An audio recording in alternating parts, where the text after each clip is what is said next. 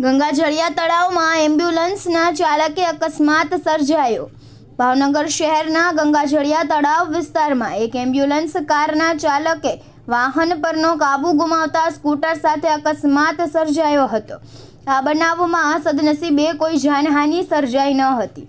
શહેરના ગંગાજળિયા તળાવ વિસ્તારમાં ઢળતી બપોરે જીવદયા ટ્રસ્ટ દ્વારા સંચાલિત એમ્બ્યુલન્સના કાર ચાલકે અકસ્માતે વાહન પરનો કાબુ ગુમાવતા રોડ સાઈડમાં આવેલ ગેરેજ તરફ પૂર ઝડપે ચલાવતી હતી। તે દરમિયાન એક સ્કૂટર આડે આવતા આ સ્કૂટર કચડાયું હતું અને કાર ધડાકાભેર અથડાઈને ઊભી રહી જવા પામી હતી। ઘટના સમયે લોકો દૂર ખસી જતા મોટી જાનહાનિ ટળી હતી, પરંતુ બંને વાહનોને ખાસ્સું એવું નુકસાન થયું હતું।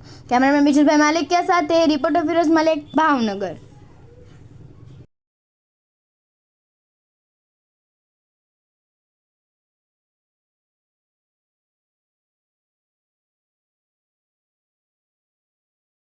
ઓકે, તમારું નામ?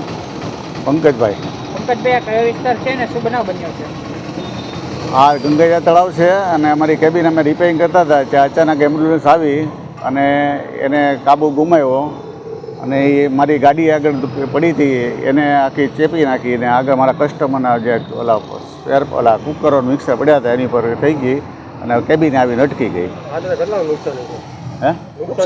ગાડીની આખી ચેપો થઈ ગયો છે, એટલે 30-35 હજારની ગાડી હતી ને થોડો ઘણો કસ્ટમરનો મિક્સરનો કુકરનો તો અત્યારે ડિટેલમાં જોઈએ ત્યારે ખ્યાલ આવે। આ ડ્રાઈવર જે ગાડી ચલાવતો હતો એને ડ્રિંક કરેલું હતું કે એવું કાંઈ? નહીં, એ તો ઓકે જ હતું, કાંઈ અંદર મિસ્ટેક થઈ ગઈ, પછી પાછળથી મેં ચેક કર્યું, ડ્રાઈવરમાં કોઈ તકલીફ લાગતી મને નહીં।